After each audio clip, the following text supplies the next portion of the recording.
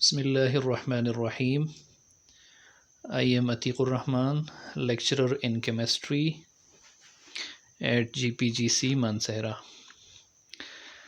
आज का हमारा टॉपिक जो है वो फर्स्ट ईयर की केमिस्ट्री का टॉपिक है, चैप्टर नंबर 10 का सॉल्युबिलिटी। ठीक है, तो what is solubility and how it can be defined, तो आज इस पे हम बात करेंगे और साथ हम थोड़ी सी बात करेंगे कि कौन से फैक्टर्स हैं जो सॉल्युबिलिटी को अफेक्ट करते हैं। ठीक है, तो चलें स्टार्ट करते हैं। सबसे पहली बात क्या है सॉल्युबिलिटी, कि सॉल्युबिलिटी कहते किसको हैं। देखें, सॉल्युबिलिटी की डिफिनीशन लिखी हुई है जी, the amount of the maximum amount of a solute in grams which can be dissolved in 100 grams of water या सॉल्वेंट, वाटर ज़रूरी नहीं है, कोई भी सॉल्वेंट हो, एट अ पर्टिकुलर टेम्परेचर। क्या मतलब है इसका? देखें, इसका मतलब ये है, फॉर एग्ज़ाम्पल आपने सॉल्वेंट लिया है और चलें मैं ले लेता हूँ सॉल्वेंट जो वो है वाटर। ठीक है, मैंने एक बीकर के अंदर सॉल्वेंट ले लिया वाटर, और ये सॉल्वेंट मैंने कितना लिया जी 100 ग्राम। कितना लिया 100 ग्राम।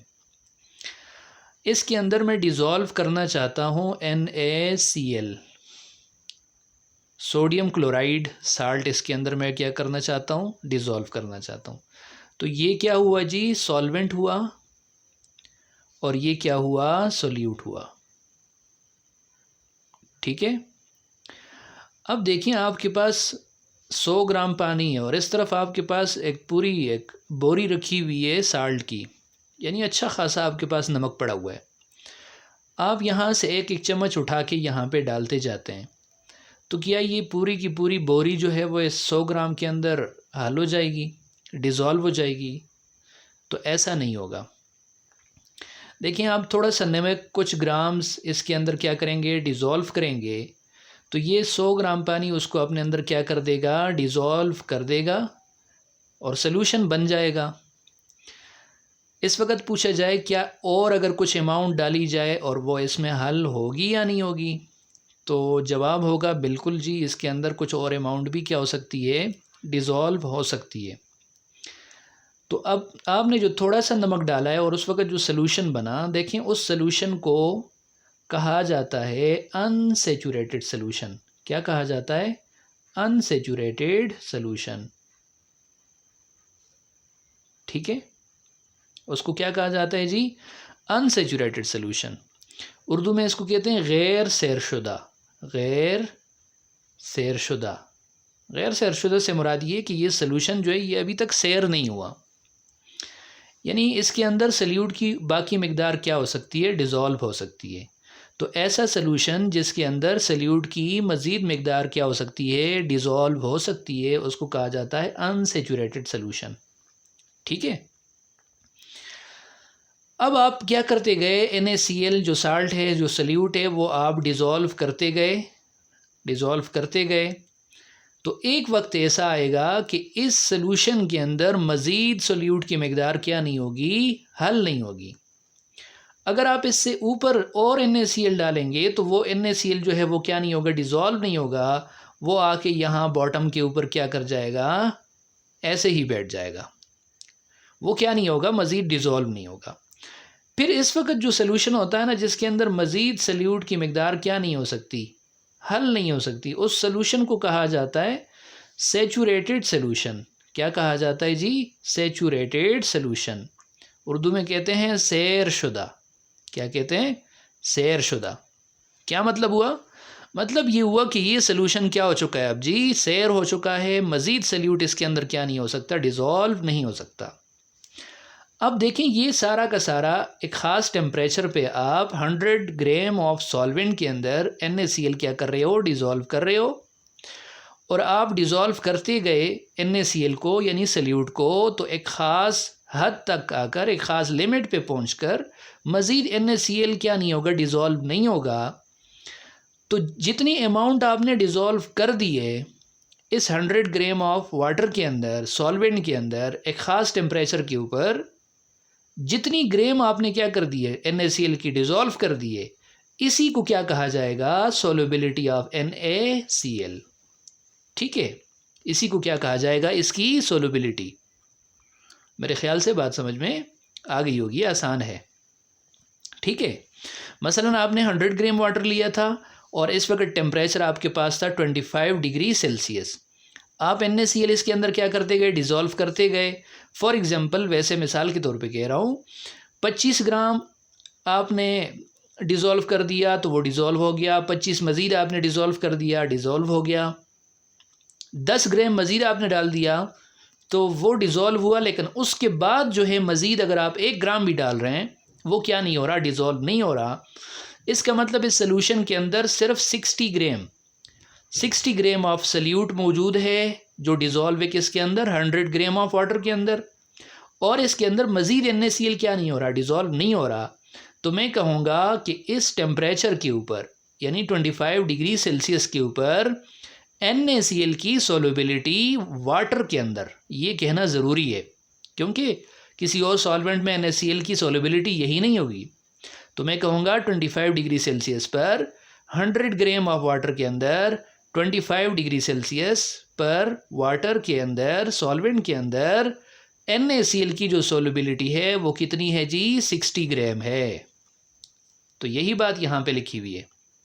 देखें, maximum amount of a solute in grams, किसी भी सल्यूट की ज़्यादा से ज़्यादा मकदार किस चीज़ में, ग्रामों में, विच कैन बी डिज़ोल्व, जो क्या हो सकती है, हल हो सकती है 100 ग्राम ऑफ वाटर या solvent at a particular temperature, किसी ख़ास टेम्परेचर के ऊपर 100 ग्राम ऑफ सॉल्वेंट के अंदर मैक्सिमम अमाउंट जो सल्यूट की ग्रामों के अंदर क्या होती है, डिज़ोल्व हो सकती है, उसी को क्या कहा जाता है, सोल्युबिलिटी। ठीक है, इसके बाद बात आती है फैक्टर्स अफेक्टिंग सोल्युबिलिटी। वो कौन से फैक्टर्स हैं जो क्या कर सकते हैं, सोल्युबिलिटी को अफेक्ट कर सकते हैं। तो देखें, इसमें पहला फैक्टर आता है nature of solute and solvent. Nature of solute and solvent.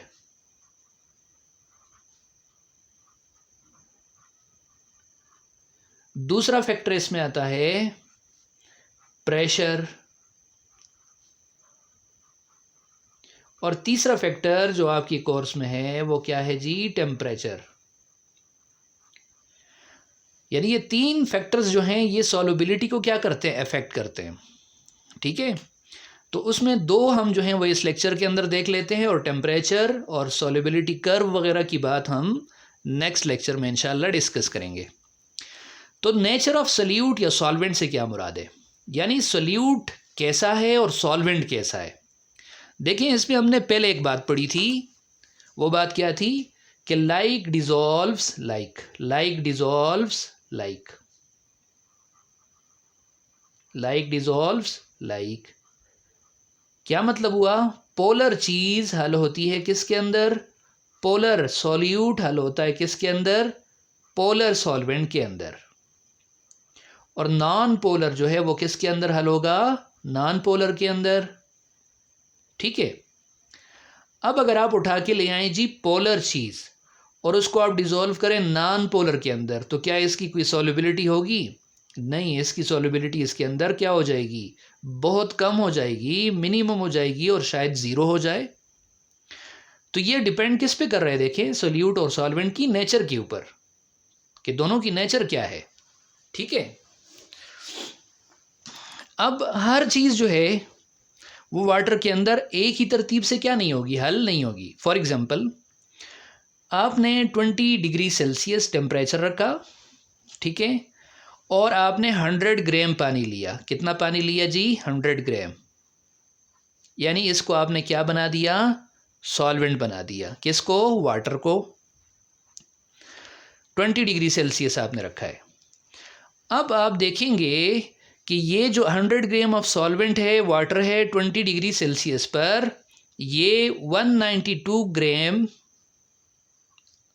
किसके डिज़ोल्व करेगा, NH4 NO3, अमोनियम नाइट्रेट के ये 192 ग्राम को क्या करेगा, 192 ग्राम को क्या करेगा, डिसॉल्व करेगा।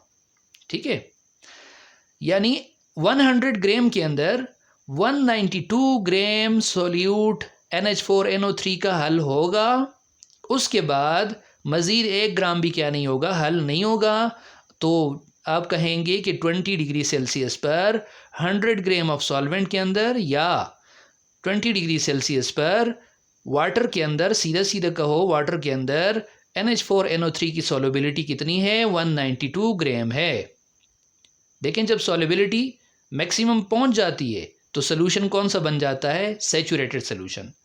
आप ऐसे भी कह सकते हो इसकी डिफिनीशन में कि the maximum amount of solute in grams which can be dissolve in 100 gram of water or solvent at a particular temperature to make a saturated solution, कि आपके पास क्या बन जाए, एक सैचुरेटेड सोल्यूशन बन जाए।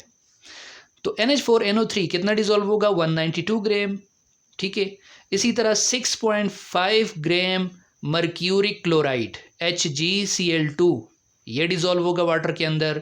ठीक है, और 8.4 × 10⁻⁻⁴ ग्राम्स, ये बहुत थोड़ा सा है, किसका, सिल्वर ब्रोमाइड का AgBr का क्या होगा, इसके अंदर डिज़ोल्व होगा। किसके अंदर जी, वाटर के अंदर। तो देखिए, हर एक चीज़ की नेचर अलग है, तो नेचर अलग होने से उसकी सॉल्युबिलिटी भी क्या हो रही है, डिफ़र कर रही है, चेंज हो रही है। इसी तरह अगर आपने इथाइल अल्कोहल ले लिया, क्या ले लिया आपने, सॉल्वेंट ले लिया आपने इथाइल अल्कोहल, तो उसके अंदर अगर आप सॉल्युबिलिटी चेक करेंगे तो सॉल्युबिलिटी का आर्डर क्या होगा। फॉर एग्जांपल मैं लिखता हूँ यहाँ पे HgCl2, मर्क्यूरिक क्लोराइड के लिए अगर मैं देखूँगा HgCl2 के लिए, तो HgCl2 की जिस तरह वाटर में 6.5 थी, इथाइल अल्कोहल के अंदर इसकी सॉल्युबिलिटी कितनी हो जाती है, 47.6 ग्राम हो जाती है। देखें, काफ़ी ज़्यादा हो गई।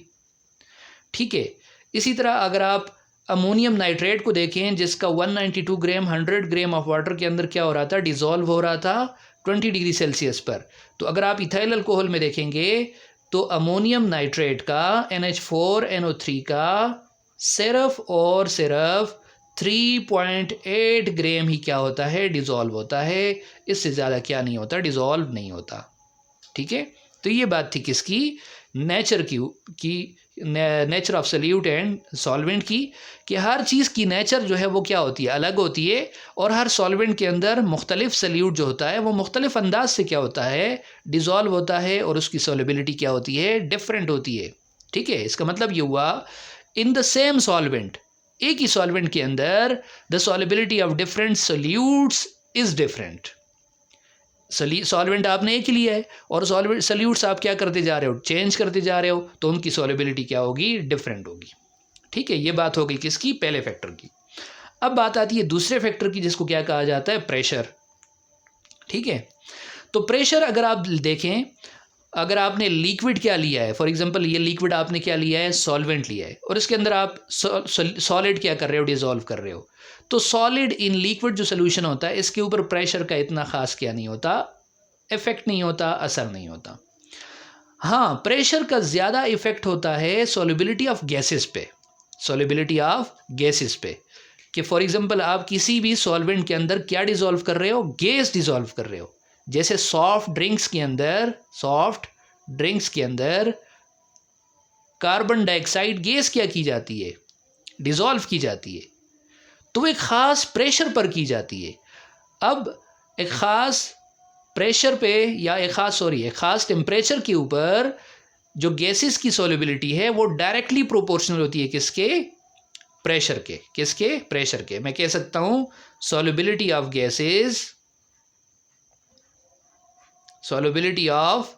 Gases is directly proportional to pressure, कि आप उसके ऊपर कितना प्रेशर क्या कर रहे हैं, अप्लाई कर रहे हैं।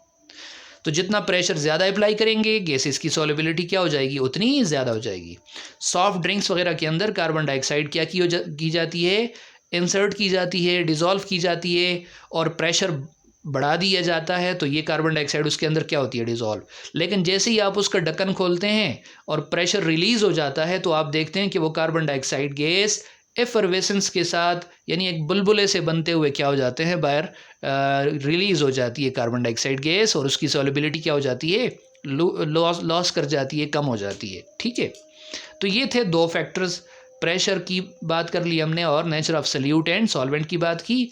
इसके बाद बात आएगी किसकी, टेम्परेचर की, वो इंशाल्लाह नेक्स्ट लेक्चर में।